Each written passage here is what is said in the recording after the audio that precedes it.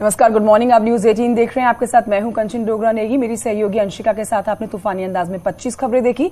अब आपको खबरें विस्तार से दिखाते हैं और आपको सबसे पहले बताते हैं मुख्यमंत्री योगी आदित्यनाथ वाराणसी के दौरे पर हैं। आज उनके दौरे का दूसरा दिन है। सीएम योगी आज यहां पर SCO यानी कि शंघाई सहयोग संगठन की बैठक में शामिल होंगे। सुबह सीएम योगी काशी विश्वनाथ के दर्शन भी कर सकते हैं। इससे पहले आपको यह भी जानकारी दें कि कल सीएम योगी ने पीएम मोदी के दौरे की तैयारियों का जायजा लिया था। बता दें आपको कि 24 मार्च को पीएम मोदी काशी के रोपवे की जो बड़ी सौगात है काशीवासियों को देने जा रहे हैं। साथ ही 2000 करोड़ की परियोजनाओं का लोकार्पण और शिलान्यास भी होगा उनके हाथों। इसी को लेकर सीएम योगी स्थलीय निरीक्षण के लिए पहुंचे हुए थे। अफसरों के साथ सीएम योगी ने बैठक भी की है।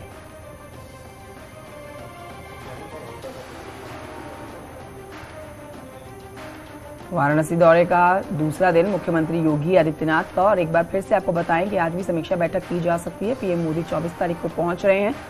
काशीवासियों को बड़ी सौगात दी जाने वाली है। उससे पहले तैयारियों का जायजा लेने के लिए मुख्यमंत्री खुद पहुंचे हुए हैं काशी।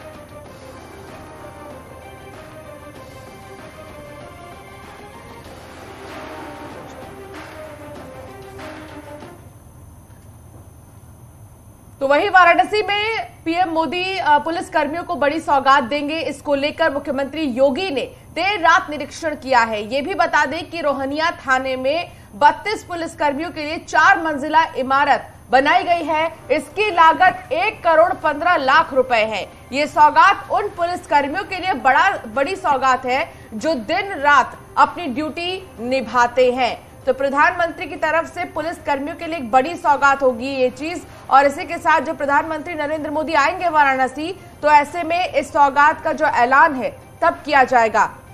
तो मुख्यमंत्री योगी आदित्यनाथ फिलहाल वाराणसी में ही हैं और आज भी वो तैयारियों का जायजा लेंगे। कल भी वो वाराणसी में थे, आज तैयारियों की जायजा लेंगे कि प्रधानमंत्री नरेंद्र मोदी के सुरक्षा में इंतजाम कैसे किए गए हैं। वाराणसी प्रधानमंत्री नरेंद्र मोदी का वैसे तो संसदीय क्षेत्र है और यहां पर जब भी प्रधानमंत्री आते हैं तो एक तोहफा वाराणसी वासियों के लिए जरूर लाते हैं।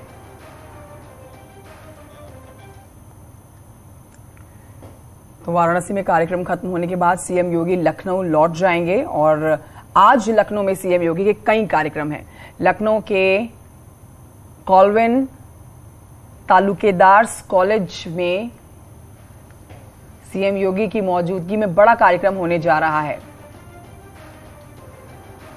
जिसमें कई विकास योजनाओं का शिलान्यास और लोकार्पण किया जाना है। रक्षा मंत्री राजनाथ सिंह और केंद्रीय राज्य मंत्री कौशल किशोर भी इस कार्यक्रम में मौजूद रहेंगे। कुल मिलाकर आप बताएं आपको कि 1449 करोड़ की लागत की कुल 353 परियोजनाओं का लोकार्पण शिलान्यास होना है।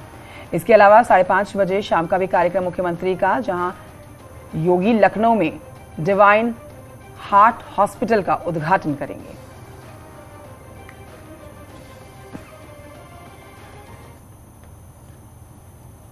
बात उमेश पाल की कर लेते हैं, जहां उमेश पाल शूटआउट केस में प्रयागराज पुलिस ने शाइस्ता परवीन के करीबियों पर शिकंजा कसा है। सूत्रों के मुताबिक क्राइम ब्रांच ने शूटआउट के बाद से शाइस्ता के संपर्क में रहे 3 करीबी लोगों को हिरासत में लिया है। कॉल डिटेल के आधार पर क्राइम ब्रांच ने इन सब से पूछताछ कर शाइस्ता के लोकेशन पता करने की कोशिश की है और अभी भी लगातार ये कोशिश जारी है। तो वहीं अतीक की पत्नी शाइस्ता के प्रयागराज में छिपे होने का शक भी जाहिर किया जा रहा है कि शाइस्ता प्रयागराज में ही होगी।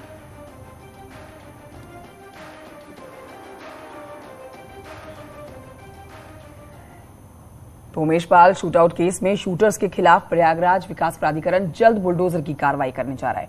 बता दें आपको, उमेश पाल हत्याकांड के बाद गुड्डू मुस्लिम और मोहम्मद गुलाम समेत कई अन्यों के मकानों को ध्वस्त करने के लिए आदेश पारित किया गया है। कानूनी प्रक्रिया पूरी होते ही जल्द बुलडोजर का एक्शन आप देखेंगे।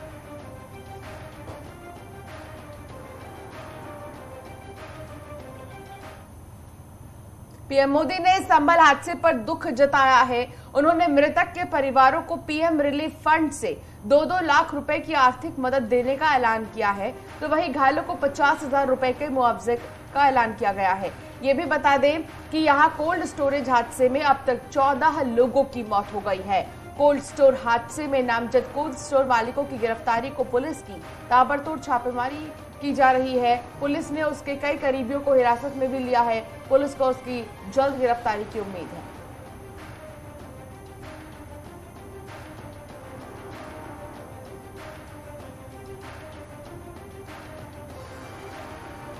तो पीएम मोदी ने मदद राशि का ऐलान किया है और जितने भी मृतक के परिजन हैं उन्हें 2 लाख की मदद की राशि दी जाएगी। इसके अलावा जो घायल हुए हैं उन्हें 50,000 का मुआवजा दिया जाएगा। दुख जाहिर किया गया है क्योंकि कई लोगों की इसमें मौत हो गई है, कई लोगों ने अपनों को खोया है और पीड़ित परिवार के प्रति संवेदना ये प्रधानमंत्री नरेंद्र मोदी ने कहा। इसी के साथ इस हादसे में प्रधानमंत्री के अलावा भी कई सारे नेताओं ने दुख जताया है। राज्य में गुरुवार रात 10 बजे शुरू हुई बिजली कर्मियों की हड़ताल जारी है। इससे पहले आपको बताएं कि प्रदेश के कई जिलों के ग्रामीण क्षेत्रों में असर इसका देखने को मिल रहा है। कई जगहों पर बिजली संकट पैदा हो गया है। इस बीच बिजली कर्मचारियों की हड़ताल पर सरकार ने बेहद सख्त रवैया अपनाया है। यूपीपीसीएल के पत्र भेजकर फौरन हड़ताल को खत्म करने का निर्देश दिया गया है। यूपीपीसीएल ने एस्मा और हाईकोर्ट के फैसले का हवाला देते हुए तत्काल हड़ताल खत्म करने को कहा है। ऊर्जा मंत्री ए.के. शर्मा खुद हड़ताल पर नजर रख रहे हैं। इलाहाबाद हाईकोर्ट ने बिजली कर्मचारियों की हड़ताल को गैर कानूनी करार दिया। हाईकोर्ट ने कर्मचारी संघ को फटकार लगाई, साथ ही पदाधिकारियों को तलब किया गया है। सीजेएम लखनऊ से अवमानना का नोटिस तामील कराने को कहा गया है।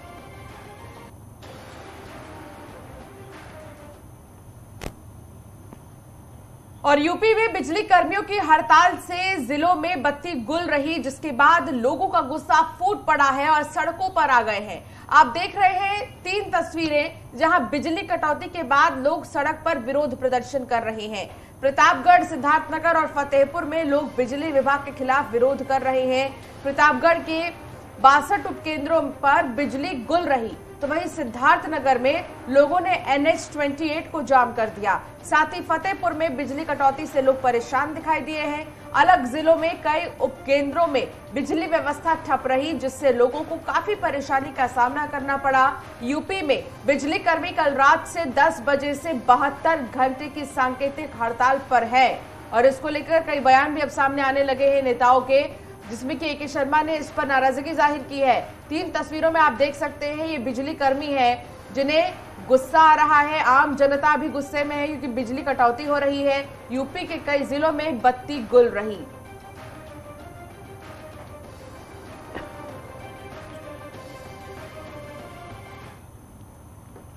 तो यूपी में बिजली कर्मचारियों की हड़ताल पर योगी सरकार सख्त है।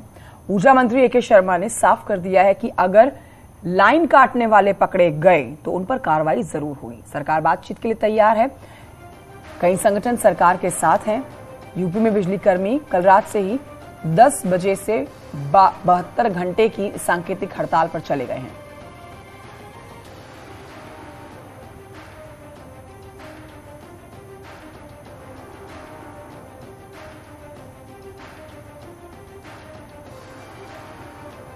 यहाँ कुछ विद्युत कर्मियों ने ही जाकर के तार और हमारे फीडर्स को नुकसान पहुंचाया है। गन्ने का डंठा फेंक करके और पूरी लाइन बर्स्ट करने की कोशिश की गई है। लेकिन मैं इतना जरूर कहूंगा, जंगल में हो, आसमान में हो, पाताल में हो, हम उनको ढूंढ निकालेंगे। जो भी ऐसा कृत्य कर रहा है उसके खिलाफ कार्रवाई अवश्य की जाएगी। आरएसएस के सर संघचालक मोहन भागवत आज मेरठ के दौरे पर रहेंगे। आज शाम तक उनका मेरठ पहुंचने का जो कार्यक्रम है, 19 मार्च को वो भागवत हस्तिनापुर में भारतीय किसान संघ के जैविक कृषक सम्मेलन में देश भर से आए किसानों को संबोधित भी करेंगे। तो आरएसएस प्रमुख मोहन भागवत का आज मेरठ दौरा है और जैविक कृषक सम्मेलन में वो जाएंगे, किसानों को संबोधित करेंगे भागवत। केसरिया तेरा इश्क है पिया, ये गाना आपने सुना है। ये गाना काफी हिट रहा है। एक बार फिर से गाना चर्चा में आ गया है। वजह है कि स्नेहदीप सिंह ने इस गाने को 5 भाषाओं में गाया है। स्नेहदीप ने मलयालम, तमिल, तेलुगु, कन्नड़ और हिंदी में इस गाने को गाया है। प्रधानमंत्री नरेंद्र मोदी ने भी स्नेहदीप की प्रशंसा की है। पीएम मोदी ने इस गाने का वीडियो भी ट्वीट करते हुए लिखा है कि इस अद्भुत प्रस्तुति को देखिए, और उन्होंने देखा स्नेहदीप सिंह की मधुर आवाज के अलावा ये एक भारत श्रेष्ठ भारत की भावना की एक महान अभिव्यक्ति है। शानदार।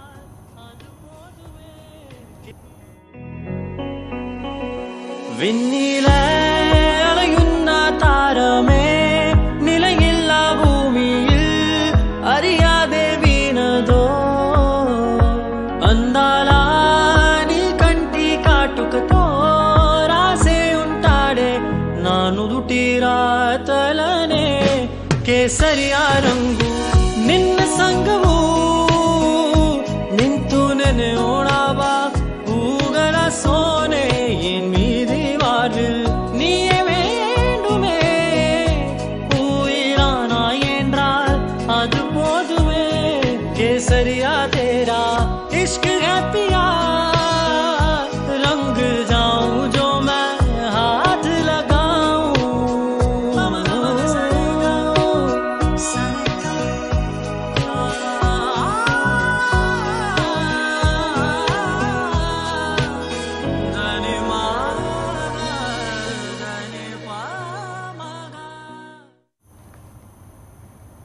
केंद्रीय गृह मंत्री अमित शाह ने शुक्रवार को दिल्ली में बहुचर्चित फिल्म RRR के अभिनेता रामचरण और उनके पिता चिरंजीवी से मुलाकात की। गृह मंत्री अमित शाह ने उन्हें नाटू नाटू के ऑस्कर जीतने पर बधाई भी दी है।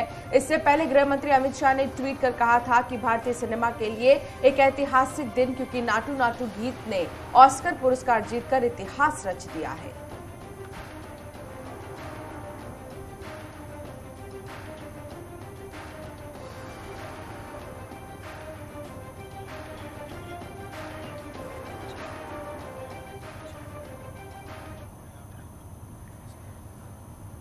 और वक्त एक छोटे से ब्रेक का